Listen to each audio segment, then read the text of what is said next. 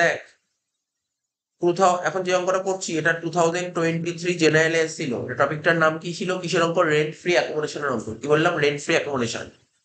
Rent free accommodation আগের দিন theoretical কনসেপ্টটা পুরো বুঝিয়েছিলাম। ঠিক আছে, এখন সেই রেন্ট ফ্রি অ্যাকোমোডেশন অঙ্ক করছি। এবার রেন্ট ফ্রি অ্যাকোমোডেশন সম্পর্কে এটা কি বলেছিলাম আগের দিন, যে ধর আমার বাড়ি কলকাতা শহরে, আমি জবটা পেয়েছি ধর বোম্বের মতন জায়গায়, জব পেয়েছি। তাহলে বোম্বের মতন জায়গায় জব পাই, তাহলে বোম্বে থেকে এমনি থাকতে হবে। ঠিক আছে, বোম্বে থেকে থাকতে হবে। এবার বোম্বে থেকে যদি থাকতে হয়, তাহলে আমাকে কি করতে হবে? ওখানে একটা ঘর ভাড়া করে থাকতে হবে। কি ঘর ভাড়া করে থাকতে হবে? আগের দিন বুঝেছিলাম। আমাকে ঘর ভাড়া করে থাকতে হবে। মালিককে বললাম যে আমাকে এখানে ঘর ভাড়া করে থাকতে হবে, আমি থাকবো কি করে? বুঝতে পারলি তো? তখন মালিক কি বলেছিল? মালিক একটা ব্যবস্থা করে দিতে পারে। মালিক কি করতে পারে? মালিক বলছে ঠিক আছে তুমি চাকরি করো, আমি ঘরের ব্যবস্থা করে দিচ্ছি। সে ঘরের ব্যবস্থা কেমন করতে পারে? মালিকের যদি বাড়ি থাকে, মালিকের বাড়িতে রাখবে, যেটাকে স্টাফ কোয়ার্টার বলে। ঠিক আছে তো? আর যদি মালিকের যদি নিজস্ব বাড়ি না থাকে, মানে এমপ্লয়ি রাখার মতো যে জায়গা না থাকে, তখন মালিক একটা ঘর ভাড়া করে দেয়। এটাকে বলেছিলাম রেন্ট ফ্রি অ্যাকোমোডেশন। ঠিক আছে, বলেছিলাম এটাকে বলে রেন্ট ফ্রি অ্যাকোমোডেশন। তাহলে কোশ্চেন করে দেখতে হবে এটা মালিকের নিজের বাড়িতে রাখছে, নাকি ভাড়া বাড়িতে রাখছে। আর একটা কথা বলেছিলাম, রেন্ট ফ্রি অ্যাকোমোডেশন দুজনের হয়, গভর্নমেন্ট এমপ্লয়ি হতে পারে, আবার নন গভর্নমেন্টও হতে পারে। আর এটাও বলেছিলাম জেনারেলি আমাদের পরীক্ষায় কি দেবে? গভর্নমেন্ট আর নন গভর্নমেন্ট দেবে। ঠিক আছে, তো প্রথমে একটু ভালো করে পড় কোশ্চেন গুলো, তারা আরো ব্যাপারটা ক্লিয়ার হবে। বলছে from the following information compute the value of accommodation, ঠিক আছে, of Mr Pal for the previous year 23-24। ঠিক আছে, বলছে বেসিক স্যালারি পাচ্ছে 30,000 টাকা করে প্রতি মাসে, ডিএ পাচ্ছে 10,000 টাকা করে প্রতি মাসে, ব্যাকেটে বলছে forming cut off salary, bonus বলছে 20,000 টাকা, মেডিকেল অ্যালাউন্স বলছে 2,000 টাকা per month, children hostel allowance 500 টাকা per month per child, he has 3 children, he is provided with an accommodation in Kolkata owned by employer. তাকে একটা কলকাতায় একটা বাড়ি প্রোভাইড করা হয়েছে। তাকে মানে কি? এমপ্লয়িকে। তার মালিক বা কোম্পানি, এমপ্লয়িকে তার মালিক একটা বাড়ি প্রোভাইড করেছে। ঠিক আছে, এমপ্লয়িকে তার মালিক বাড়ি প্রোভাইড করেছে। বাড়িটা কি নিজের বাড়িতে রাখতে দিয়েছে নাকি ভাড়া বাড়ি? ওন্ড বাই দ্য এমপ্লয়ার, মানে মালিক নিজের বাড়িতে রাখতে দিয়েছে। ঠিক আছে, are the house is furnished at a cost 1.5 lakh. এই ফার্নিশড মানে, দেখ ফার্নিশড হাউস মানে সাজানো গোছানো ঘর। মালিক ওকে যেই ঘরটা দিয়েছে সেই ঘরে তার টিভি রাখা আছে, ফ্রিজ আছে, ওয়াশিং মেশিন আছে, এটাকে বলে সাজানো গোছানো ঘর। ঠিক আছে, ফার্নিশড মানে সাজানো গোছানো ঘর, আর আনফার্নিশড মানে সাজানো মানে যে ফাঁকা ঘর দিয়েছে। তাহলে যখনই অঙ্কটা করবি, রেন্ট ফ্রি অ্যাকোমোডেশন অঙ্ক যখনই করবি, কোশ্চেন করে তোকে এটুকু বুঝতে হবে এটা গভর্নমেন্ট এমপ্লয় নাকি নন গভর্নমেন্ট এমপ্লয়। এই কোশ্চেনে কিছু বলে দেয়। ঠিক আছে তো? কোশ্চেনে কোথাও বলে দেয়নি ও গভর্নমেন্ট এমপ্লয় নাকি নন গভর্নমেন্ট এমপ্লয়। আমরা ধরে নিচ্ছি এটা নন গভর্নমেন্ট এমপ্লয়। ঠিক আছে, ধরে নেবো নন গভর্নমেন্ট এমপ্লয়। সবসময় নন গভর্নমেন্ট ধরো। স্যার গভর্নমেন্ট ধরবো না কেন? আরে গভর্নমেন্ট এমপ্লয় ধরলে একটা ব্যাপার আছে, এটা যে আমি বুঝেই গেছি নন গভর্নমেন্ট হবে, কিছু লিখে দেয়নি কিন্তু আমি বুঝে গেছি নন গভর্নমেন্ট হবে। তাহলে গভর্নমেন্ট আমি হলো না কেন? গভর্নমেন্ট হলে একটা লাইসেন্স ফি বলে একটা কথা বলতে হবে। ঠিক আছে, সেটা আগের দিন বলেছিলাম। যদি গভর্নমেন্ট এমপ্লয়ি হয় তার ভ্যালুয়েশন কি করে বের করতে হবে? লাইসেন্স ফি, যেটা কোশ্চেনে বলে দেবে। লাইসেন্স ফি তো বলেই দেয়, গভর্নমেন্ট হবে না। সবসময় যারা নন গভর্নমেন্টই করবে। হয়ে গেল নাম্বার ওয়ান। নাম্বার টু, এই যে মালিক যে এমপ্লয়িকে বাড়িটা প্রোভাইড করছে, মালিক নিজের বাড়িতে রাখতে দিয়েছে নাকি ভাড়া বাড়ি? নিজের বাড়ি না ভাড়া বাড়ি? এই দেখ এখানে লাস্ট লাইনে বলেছিল, দেখ এফ নম্বর পয়েন্টটা পড়, ওন্ড বাই দ্য এমপ্লয়ার, মানে মালিক তার নিজের বাড়িতে রাখতে দিয়েছে। ভাড়া বাড়িটা কিন্তু নিজের বাড়ি, এগুলি ক্লাস 11-এ পড়ে এসেছিস। হয়ে গেল ব্যাপারটা। তাহলে নিজের বাড়িতে রাখতে দিতে, তাহলে দেখ অঙ্কটা করতে করতে বুঝতে পারবো।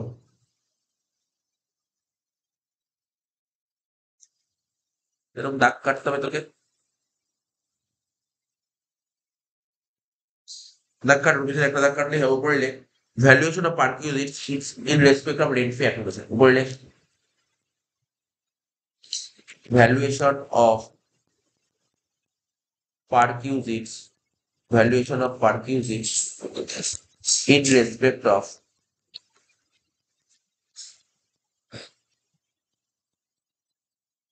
Rent free accommodation.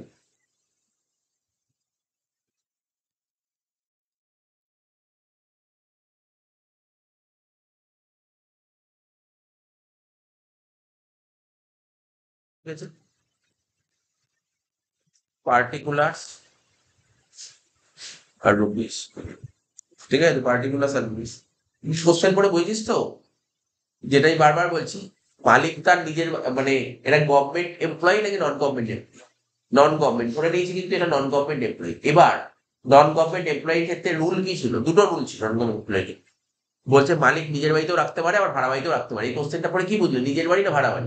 নিজের বাড়ি। কি করে বলতে হবে? ওন্ড বাই দ্য এমপ্লয়ার মানে নিজের বাড়ি, আর ভাড়া বাড়ি হলে বলেই তো হায়ার চার্জেস। ঠিক আছে, তাহলে কি করতে হয়? আমি আগের দিন একটা জিনিস নিয়ম লিখিয়ে লিখছিলাম, এটা তোকে লিখতে হবে, এটা মাথায় রাখবি। তোরা একটা শুনে নে একটা কথা, এই যে আমাদের প্রিভিয়াস ইয়ার কত, আগের দিন বলেছিলাম, আমি আবার বলছি, আমাদের প্রিভিয়াস ইয়ার 23-24, ঠিক আছে? 1/4/23 থেকে এটা টুকতে হবে, বোঝাচ্ছি, শুনে নি। 31-3-24। তোরা যখন ক্লাস 11-এ পড়েছিলি তখন রেট ফেয়ার করেছেন, যা নিয়ম শিখেছিলি, এখন নিয়ম একটু চেঞ্জ হয়েছে, এখন নিয়মে একটু চেঞ্জ হয়েছে, এখানে বলে দিচ্ছি। এই চেঞ্জ চেঞ্জ কবে দিয়ে হয়েছে? 1/9/23 থেকে। কি বললাম? 1/9/23 থেকে চেঞ্জ হয়েছে। অর্থাৎ 1/9/23 থেকে তারপরে নিউ নিয়ম কাজ হবে। কি নিয়ম কাজ হবে? নিউ রুল কাজ হবে। আর তোরা যেটা পড়েছিলি, তোরা ওল্ড, তো সেটা এখন ওল্ড হয়ে গেছে। অর্থাৎ এই 1/4/23 থেকে 1/9/23 অব্দি কোন নিয়ম কাজ হবে? ওল্ড নিয়ম। ঠিক আছে, এটা একটু মনে রাখতে হবে। ঠিক আছে, তাহলে নতুন নিয়মটা কার্যকরী হবে কবে থেকে বল? নতুন নিয়মটা কার্যকরী হয়েছে কোন তারিখ থেকে? এই তারিখ থেকে, 1/9/23 থেকে, 1/9/23 থেকে তারপর অব্দি, মানে অর্থাৎ পরের মধ্যে যারা করবে তারা সব নতুন নিয়মই করবে, তারপরে মানে আগামী দিনে যত যাবে সবাই নতুন নিয়মই করবে। ঠিক আছে তো? কিন্তু এই নতুন নিয়মটা চালু হয়েছে কবে থেকে? 1/9/23 থেকে। আর তোদের প্রিভিয়াস ইয়ার কত? 23-24। তাহলে তোদের তোরা নিশ্চয়ই এইটুক সময়, এইটুক সময় তো বুঝতে পারছিস? দেখ, 1/9/23 থেকে 31-3-24, এই সময়টা তুই নিউ রুল অ্যাপ্লাই করবি। তাহলে 1/9/23 আগে কি ছিল? Old rule. অর্থাৎ এইটুক সময় কোন রুল অ্যাপ্লাই করতে হবে? Old rule. এবার 1/4/23 থেকে 1/9/23 ক মাস হয় হিসাব করে দেখ। 5 মান্থস। আর এখানে ক মাস হয়? 7। তাহলে 5 মান্থ হবে ওল্ড রুল আর 7 মান্থ হবে নিউ রুল। এটা মনে রাখতে হবে। আচ্ছা, বাড়িটা কি বাড়ি দিয়েছে? বাড়িটা নিজের বাড়ি না ভাড়া বাড়ি? নিজের বাড়ি। নিজের বাড়ি হলে সেক্ষেত্রে দেখতে হয় কি, আমি শিখিয়েছিলাম, নিজের বাড়ি হলে দেখতে হবে তুমি যেই শহরে আছো সেই শহরের পপুলেশন কত। আমি আগের দিন বলেছিলাম। ঠিক আছে, আচ্ছা আমি আর অত বেশি বলতে হবে না, এত বেশি না বললেও হবে। শর্টকাট ট্রিক্স বলে দিচ্ছে, শর্টকাট ট্রিক্স মনে রাখার জন্য, কারণ তো থিওরি লিখতে দেবে না, শর্টকাট ট্রিক্স বলে দিচ্ছে। মেট্রো সিটি শুনছিস তো? সবাই শুনিস কিন্তু এগুলো। শর্টকাট ট্রিক্স বলে দিচ্ছে। মেট্রো সিটি, মেট্রো সিটি কি কি হয় জানিস তো? কলকাতা, মুম্বাই, দিল্লি, চেন্নাই। ঠিক আছে, যদি তোর মেট্রো সিটি দিয়ে দেয়, আমি এখানে লিখে দিচ্ছি ওল্ড, আর এটা new। যদি মেট্রো সিটি কোশ্চেনে বলে দেয়, যদি মেট্রো, এটা কিন্তু ভাড়া বাড়ির ক্ষেত্রে নিয়ম না, এটা শুধুমাত্র নিজের বাড়ি হলে। যদি মেট্রো সিটি বলে দেয়, তাহলে আগে নিয়ম ছিল 15%, এখন সেটা কত হয়ে যায়? 10%। ব্যাস এইটুকু মাথায় রাখলে হবে। মেট্রো সিটি, মেট্রো সিটির নিয়ম কি আগে ছিল 15? তোরা যখন পড়েছিলি 11-এ 15 পড়েছিল, এখন সেটা 10 হয়েছে। আর যে আদার সিটি হয়, অন্য সিটি হয় মেট্রো সিটি ছাড়া।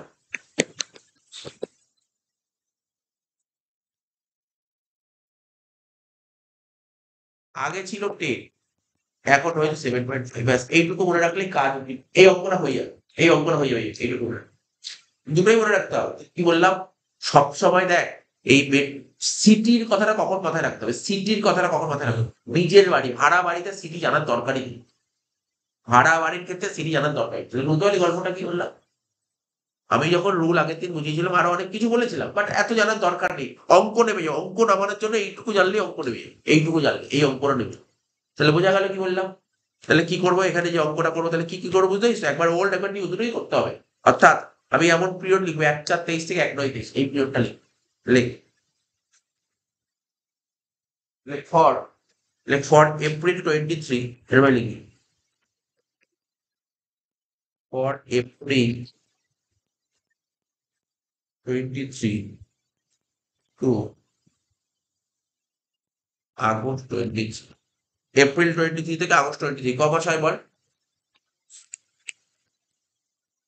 5 মাস। লিখে দিলাম এপ্রিল 23 থেকে আগস্ট 23। ঠিক আছে, 5 মাস।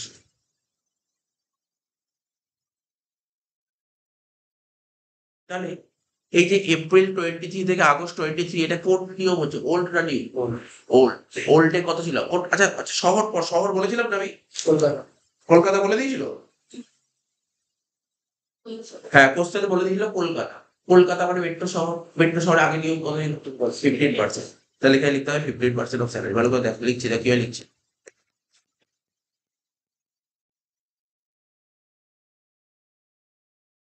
15% অফ স্যালারি। ঠিক আছে, আমি আগে ভ্যালু ভ্যালু পরে লিখবো, আগে নিয়মটা সাজিয়ে লিখবো। বুঝতে পারছিস? ডাউট আছে এখানে কোনো? এক লাইন ছাড়বো, এক লাইন ছেড়ে এ লিখবো। তাহলে এপ্রিল থেকে আগস্ট থেকে গেল, কোন মাস থেকে? সেপ্টেম্বর থেকে মার্চ। লেখ ফর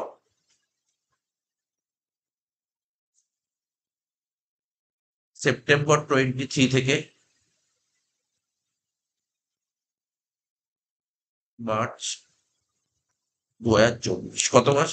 7 মাস। ব্যাস, এইটুকু কিন্তু 5 নাম্বার কিন্তু অঙ্ক না। যখন আমরা জেনে 5 নাম্বার দিলে এইটুকু অঙ্ক। তাহলে এখানে কি নিয়ম হবে বল? নতুন নিয়ম 10%, এই তো বলে দিবে। বেশ, অঙ্ক শেষ। এই তো শেষ হয়ে গেল। শুধু ভ্যালু লিখবো, অঙ্ক শেষ। বুঝতে পারলি? 5 এর অনেক বড় অঙ্ক ছিল, এইটুকু শেষ অঙ্ক। এবার দেখ, শুনছিস তো? এই যোগ করে যেটা বেরোয় তাকে বলা হয়, দুটো এখানে একটা ভ্যালু বেরোবে আর এখানে একটা ভ্যালু বেরোবে, দুটো ভ্যালু যোগ করে যেটা বেরোবে তাকে বলে কি? Unfurnished accommodation. কি লিখলাম? আমি যে তোদের বারবার একটা কথা বলছি, এইচআর এর সঙ্গে, শুনছিস তো? যদি পরীক্ষায় এইচআর আসে তাহলে এটা আসবে। দুটোই তোকে ভালো করে করতে হবে, দুটোর মধ্যে একটা শিওর শট পাবি।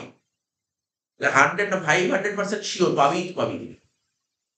ঠিক আছে, তোকে এত ভালো করে করতে হবে এটা। আনফার্নিশড অ্যাকোমোডেশন,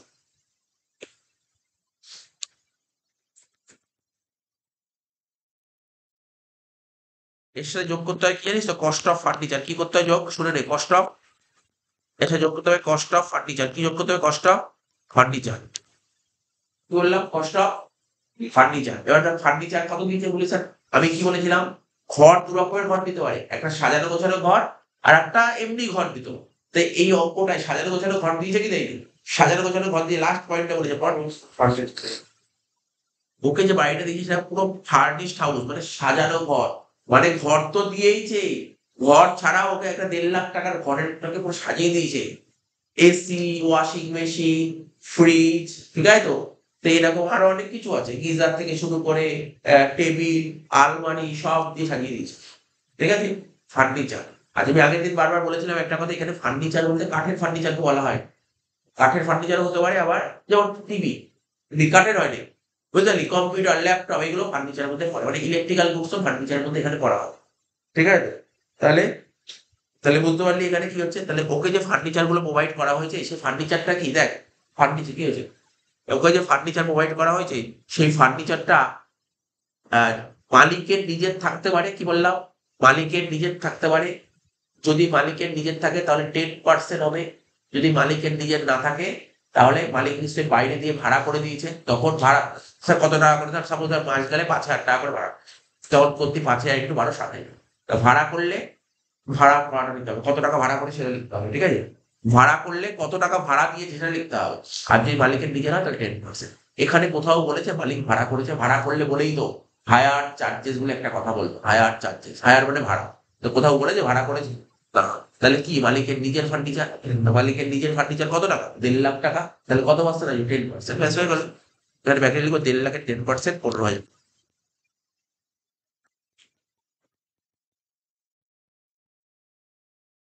এখানে এই টাকাটা লিখবো, যোগ করে যেই ভ্যালুটা বেরোবে তাকে কি বলে বল জানিস তো?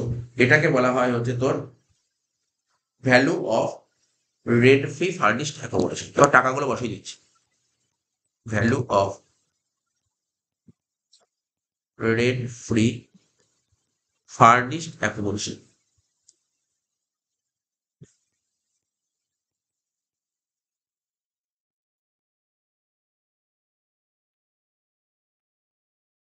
ঠিক আছে? Value of rent free furnished accommodation. ঠিক আছে, ক্লিয়ার তো? এবার এই ভ্যালুগুলো বসিয়ে দিচ্ছি। সুন্দরভাবে বুঝতে পেরেছি এত অবধি বোঝা গেছে জিনিসটাই? এবার দেখ কি করবো, এখানে কি লেখা ছিল আমার? 15% স্যালারি। তাহলে স্যালারিটার উপর 15% করলে হয়ে যাবে। এবার দেখ নিচে ওয়ার্কিংস করছে, স্যালারি, স্যালারি বের করছে। লেখ, প্রত্যেকে লেখ স্যালারি, স্যালারি বের কর। তাহলে মনে পড়ে তোরা এইচআর শিখেছিলি? এইচআর এর সময় স্যালারি কি শিখেছিল? আগের দিন বলছিল basic plus GA plus commission. তো লিভ স্যালারি ক্লাস করলি না? লিভ স্যালারি না তো কি করলাম? গ্র্যাচুইটি করালাম। গ্র্যাচুইটি ক্লাসে কি করেছিলাম? সে বেসিক প্লাস ডিএ, মনে পড়ে তো? কভারেটে ছিল হচ্ছে basic plus DA, not cover ছিল basic plus DA plus commission. এখানেও তো স্যালারি। তো মানে কি এখানে স্যালারি বলতে কি বোঝায় লিখতে হবে। স্যালারি বলতে কি বোঝায় লিখতে হবে। এখানে স্যালারি বলতে বেসিক। বল বেসিক কত ছিল? ওকে, বেসিক কত টাকা করেছিল? 30,000 পার মান্থ, মানে 30,000 একটু পার কত হবে? 3,60,000। ঠিক আছে? তারপর কি আছে বল? ডিএ। ডিএ এর ফুল ফর্ম ডিয়ারনেস অ্যালাউন্সেস। কত টাকা করে বলছে? এবার শুনবি কিন্তু মন দিয়ে। টি এর ব্যাকেটে কিছু একটা কথা লিখে দেখেছিস তো কি লিখেছে কথাটা খুব ভাইটাল পড়তে হবে ফর্মিং পার্ট অফ স্যালারি বললেই দিতে আছে যদি বলতো not forming part of salary তাহলে দিতামই না মনে রাখতে হবে কিন্তু এগুলো 10,000 × 12 কত হয় 1,20,000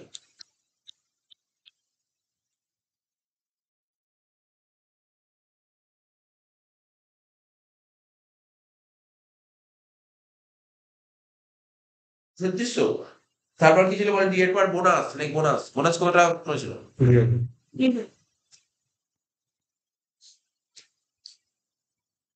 তারপর মেডিকেল অ্যালাউন্স সব আসে দেখি সব নিয়ে নিচ্ছি কিছু বাদ যাচ্ছে মেডিকেল অ্যালাউন্স আচ্ছা তোরা একটু শুনে রাখ তোরা 11-এ পড়েছিলি আমি আবার বলছি কিছু কিছু অ্যালাউন্সেস আছে ফুললি ট্যাক্সেবল কি বললাম কিছু কিছু অ্যালাউন্স আছে ফুললি ট্যাক্সেবল শুনছিস তো কিছু কিছু অ্যালাউন্স আছে ফুললি ট্যাক্সেবল মানে তোকে তোর কোম্পানি মেডিকেল অ্যালাউন্স মানে কি মেডিকেল অ্যালাউন্স মানে জানিস কি মেডিকেল অ্যালাউন্স এখানে তো একটা অ্যালাউন্স দেখ দেখ অনেক অ্যালাউন্স হয় যেমন চিলড্রেন এডুকেশন অ্যালাউন্স হয় হোস্টেল অ্যালাউন্স হয় মেডিকেল অ্যালাউন্স হয় কনফারেন্স অ্যালাউন্স হয় কার অ্যালাউন্স হয় এরকম বিভিন্ন অ্যালাউন্স হয় হেল্পার অ্যালাউন্স হয় ইউনিফর্ম অ্যালাউন্স হয় একাডেমিক অ্যালাউন্স হয় ওভারসিজ অ্যালাউন্স হয় বিভিন্ন বহু রকমের অ্যালাউন্স হয় অ্যালাউন্স মানে কি বলতো কোম্পানি থেকে তোকে টাকা দেবে সাপোজ ধর আমি তোকে বলছি মেডিকেল অ্যালাউন্সের জন্য তোকে কত টাকা দিয়েছে ফর কত টাকা দিয়েছে 2,000 টাকা পার মান্থ 2,000 করলে কত 24,000 তা 24,000 টাকা তোকে দিয়েছে তোর ট্রিটমেন্ট কি 24,000 টাকা হয়ে যেত মানে 1 বছরে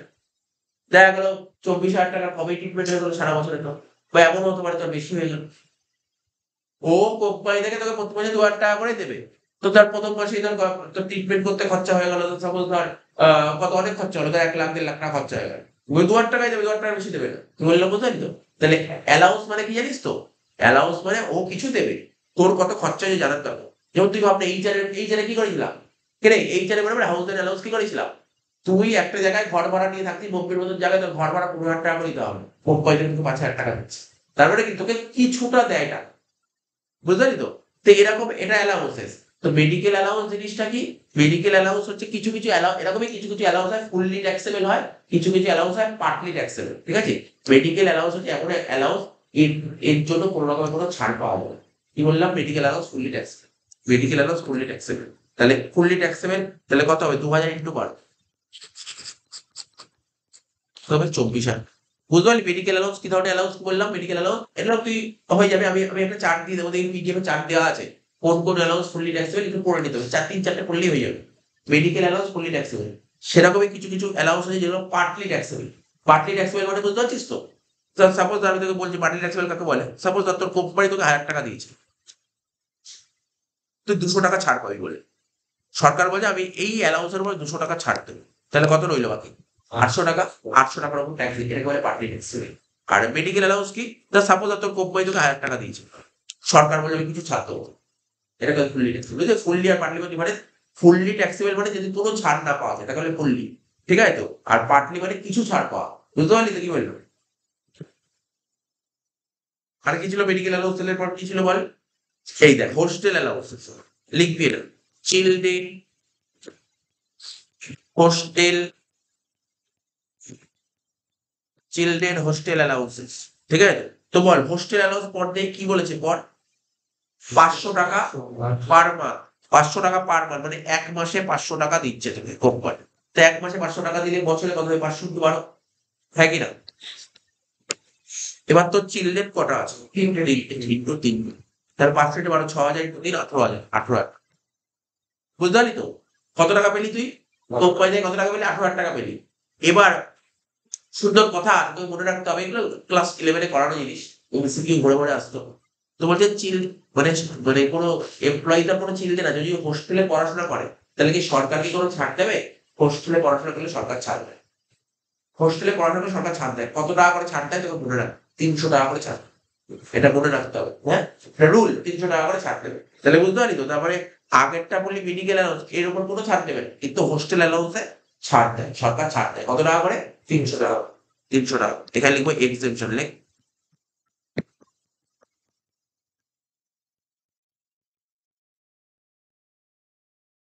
300 × 12 ভালো করে শুনবি 300 × 12 12 কেন হলো বুঝতে পারলি আরে 12 মাস এবার প্রশ্ন হলো তারা শেষ আমি কিন্তু লিখে লিখি দেখ আমি পেন পেন রেখে দিলাম পেন লিখে দিই চিলড্রেন কটা ছিল চিলড্রেন লিখেছি এখন এবার প্রশ্ন হলো স্যার কত লিখবো? 3। বুঝতে হবে। এখানে দেখ ব্যাপারটা, এমপ্লয়ির ধর 5টা চিলড্রেন, এমপ্লয়ি ধর 5টা চিলড্রেন, তো কোম্পানি তো 5টা চিলড্রেনের জন্য টাকা দেবে। সরকার কি 5 জনকেই ছাড় দেবে? এটা একটা ভাইটাল জিনিস। সরকার বলেছে না, সরকার বলেছে আমি ম্যাক্সিমাম 2জনকেই ছাড় দেবো। 2টো চাইল্ডকেই ছাড় দেবো, তার বেশি চাইল্ড ছাড়তে হবে। তো 5টা কেন, 10টা চিলড্রেন থাকতে পারে। তোমার কোম্পানি 10টা চিলড্রেন টাকা পেয়েছে, ঠিক আছে তো, কিন্তু আমি 2জনকেই ছাড় দেবো, 2জনের বেশি কাউকে ছাড় দেবো। বুঝতে পারলি? এটা রুল করে রাখতে হবে। তত পুরো মাথা থেকে বেরিয়ে গেছে, সব 11 সব পড়েছিলি, 11 বই বই দিয়ে সব জিনিস আছে এগুলো। 11 সব পড়া ছিল। 300 × 12 × 2 হয়ে গেল। তাহলে কত? 300 × 12 কত হবে? কত? সেটাই হোক, 7,200। বাদ দিয়ে বল কত হচ্ছে। 18 থেকে 7 বাদ দিলে 11, 11 থেকে 200 বাদ দিলে হচ্ছে তো 10,800। দেখি আর কিছু আছে? না, আর কিছু নেই। যোগ করে দাও। যোগ করলে স্যালারি বেরোবে, যোগ করলে কি বেরোবে? স্যালারি বেরোবে। টোটাল করবি 3,60,000 আর 1,20,000 কত হয়? 4,80,000 আর 20 5,00,000, 5,24,000, 5,24,000 আর 10 5,34,800। দেখ, এটা হলো স্যালারি। বোঝা গেল স্যালারিটা? মাথায় ঢুকেছি তোকে? 5,34,800। এইবার দেখ, শেষ হয়নি এখনো, কাজই শেষ হয়নি এখনো। 5,34,800 তো। আমার কি কি স্যালারি লাগে ভালো করে দেখবি কিন্তু। আমার একবার 5 মাসের স্যালারি লাগবে, একবার 7 মাসের স্যালারি লাগবে। কিন্তু এই যে স্যালারিটা ক মাসের স্যালারি আছে বলতে পারবি? 12 মাসের। তো তুই 5 মাসের স্যালারি বের করতে পারবি তো? কি করে করবি বল? 5 মাস। এই দেখ কত বল, টোটাল স্যালারি কত ছিল বল? 5,34,000 ইন্টু 5/12 বলতে পারি? বল হ্যাঁ কি না? কোনো ডাউট থাকলে বল। কিরে 5/12 বলতে পারি না? সুন্দর হয়ে গেল 5/12। স্যার ইন্টু কত হবে? 15%।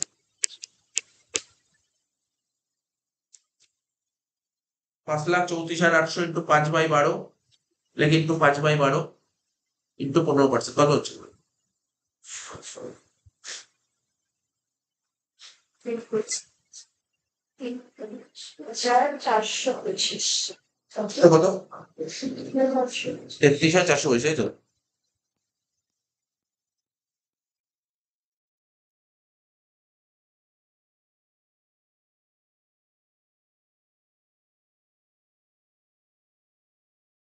আর এটা সেম ভাবে ওটা কর, 10% ওটা কর।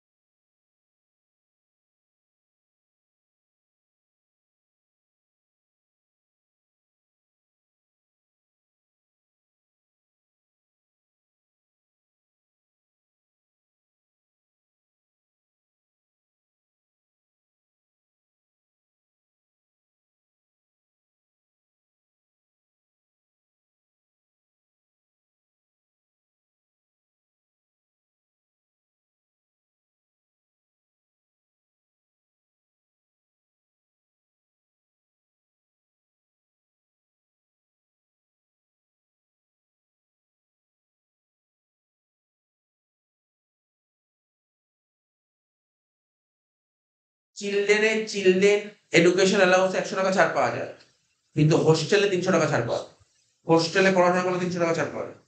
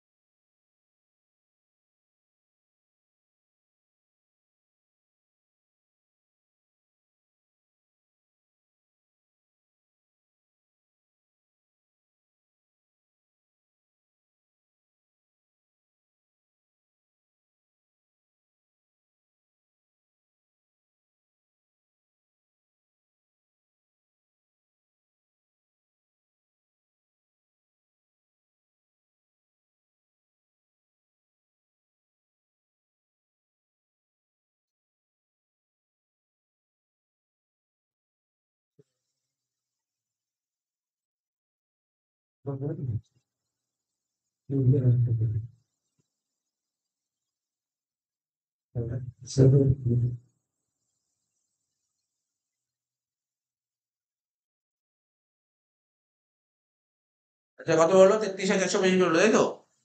আচ্ছা এবার হচ্ছে 10% করবো, কত হচ্ছে? 5,34,800 ইন্টু কত? 7/12 ইন্টু 10%, 31,000।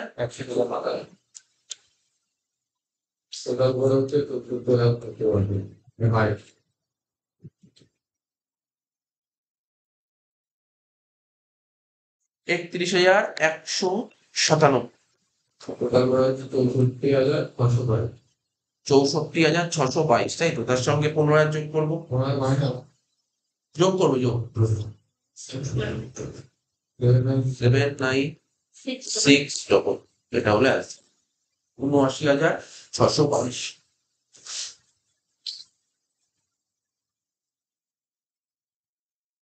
আচ্ছা এবার দেখ 79 পেয়ে চলে যায় তোরা, তোদের পিডিএফ 79, আমার পিডিএফ 81, ঠিক আছে তো? 79 পেয়ে চলে যা, 5 নম্বর অঙ্কটা করাবো। কোশ্চেনটা পড়ছি, এই অঙ্কটা 2007 জেনারেল এসএল, 2007 এসএল জেনারেল, ঠিক আছে? কি বলছে? Mister Roy Chowdhury is an employee, ঠিক আছে?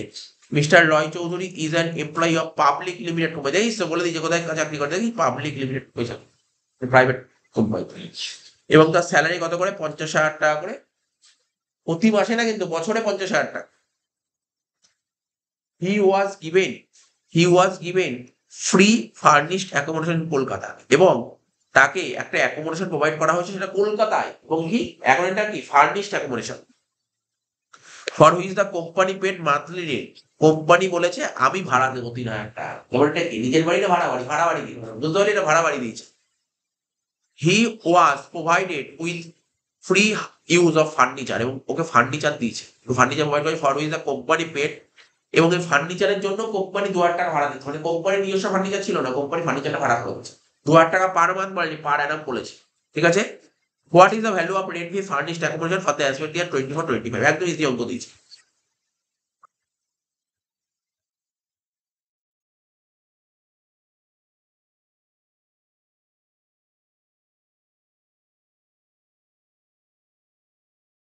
করবো, হোক, ঠিক আছে?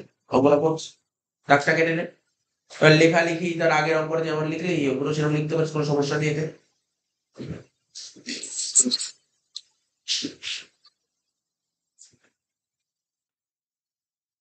ঠিক আছে?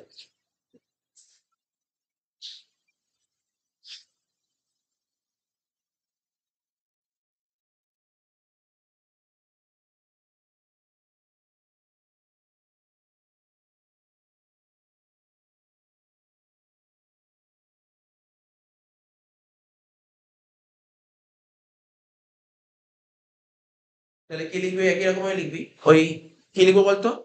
ফর, এবার লিখ ফর ফার্স্ট, কি লিখবো? For first 5 months. আর যদি মনে হয় ফর ফার্স্ট 5 মান্থস লিখবো না, তাহলে আগের অঙ্কনে যেমন ডেট লিখলাম না, এপ্রিল 23 থেকে আগস্ট, তাই তো? এপ্রিল 23 থেকে আগস্ট 23 এরকম ডেট দিতে পারিস, ব্র্যাকেটে 5 মান্থস। আমি কি লিখলাম? For first 5 months. কি লিখলাম দেখিস তো? ফর ফার্স্ট 5 মান্থস এরকম লিখবো। এখানে এতটা জায়গা ছেড়ে দিলাম, এবার লিখবো ফর, লিখবো ফর লাস্ট 7 মান্থস। বুঝতে পারলি তো? একটু জায়গা ছেড়ে দিয়ে লিখবো না, কেউ কিভাবে অঙ্ক করতে হবে বুঝিস তো? 5 মাস আর 7 মাস। এবার শোন, কি করতে হবে? নিয়মটা কি? নিয়মটা হচ্ছে, এখান থেকে নিয়ম কি জানিস তো? এই ফর, এটা এটা কি 5 মাসটা কি ওল্ড না? আর এটা কি নিউ তো? আগে কি ছিল জানি, যদি ভাড়া বাড়িতে থাকতো তখন নিয়ম ছিল 15%। আগে ছিল 15%, লিখছি জাস্ট 15% লিখছি, আর কিছু লিখছি না, আগে নিয়ম ছিল। এখন সেই নিয়মটা চেঞ্জ হয়েছে, কত হয়ে জানিস? এখন 10 হয়েছে। এখানে লিখো 10%, বুঝতে পারলি? এটা কিসের নিয়ম? ভাড়া বাড়ি, কিন্তু নিজের বাড়ি না, কিন্তু ভাড়া বাড়ি। ভাড়া বাড়ি থাকলে 15%, এটাই বেশি সোজা। তাহলে কি লিখবো? 15% অফ স্যালারি। কি লিখলাম বল? 15% অফ,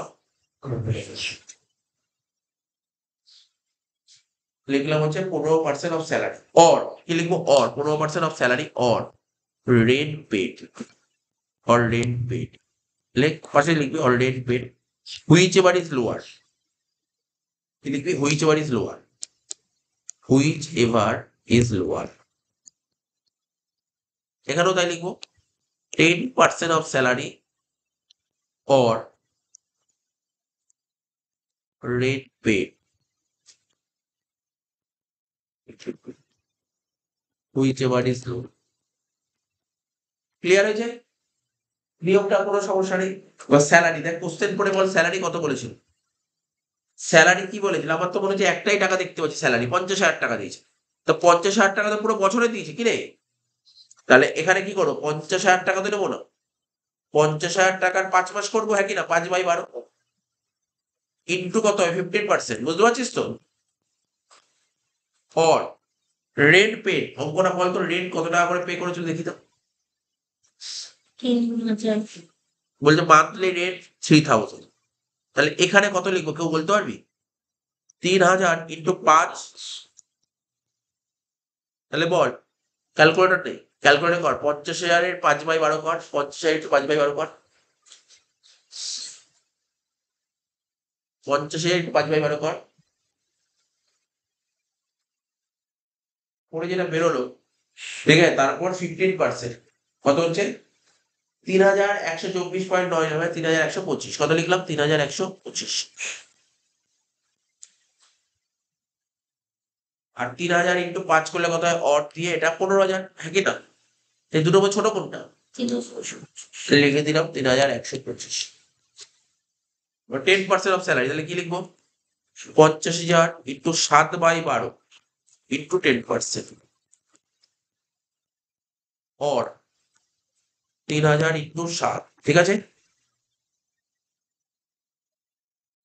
50,000 ইন্টু 7/12 ইন্টু 10% কত হচ্ছে 2916 বা 2917, 2917, অর 3,000 ইন্টু 7 করলে কত হয় 21,000। দুটো ছোট কোনটা বুঝতেই পারছিস, 2917, দুটো যোগ করে 3125 প্লাস 2917 কত হচ্ছে 2917, 604, 604। এটাকে কি বলে, আনফার্নিশড অ্যাকোমোডেশন। কি বলে এটাকে, লেখ আনফার্নিশড অ্যাকোমোডেশন।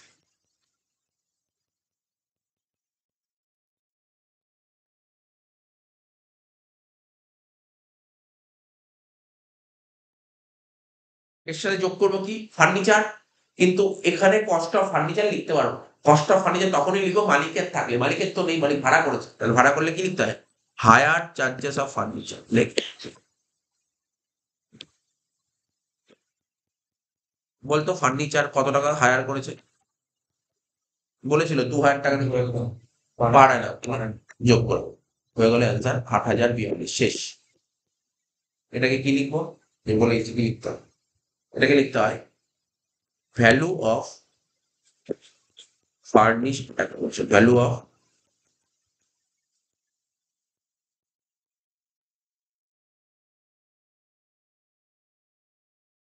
অফ ফার্নিশড, শেষ হলো।